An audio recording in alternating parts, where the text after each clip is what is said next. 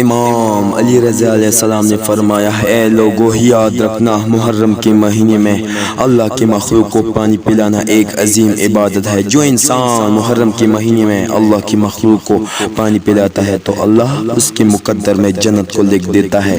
اتنے میں آپ کے آنکھیں نم ہونے لگے۔ لوگوں نے پوچھا، اے نواز رسول آپ کیوں رو رہے ہو؟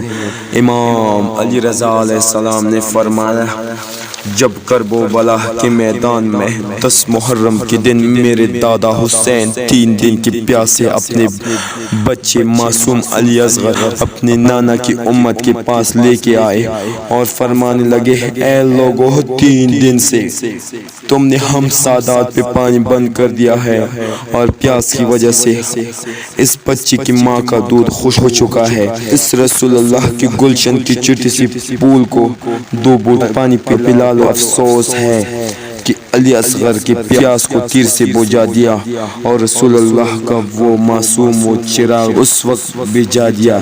اس وقت میرے دادا حسین تمام لوگوں کو دیکھنے لگے اور فرمانے لگے، جب بھی ٹھنڈا پانی پینا میرے پیاس کو یاد رکھنا، میرے خاندان کی غربت کو یاد رکھنا جو اسلام کی بقا کے لیے ہم نے برداشت کیا ہے، اس قربانی کو یاد رکھنا۔ تبھی اللہ نے میرے دادا حسین کی پیاس کے صدقے محرم میں پانی پلانے کا ثواب 1000 گنا بڑھا دیا ہے اور محرم میں نیک ثواب کو جنت میں جانے کی دلیل کیا ہے، جنت میں جانے کی دلیل کیا ہے۔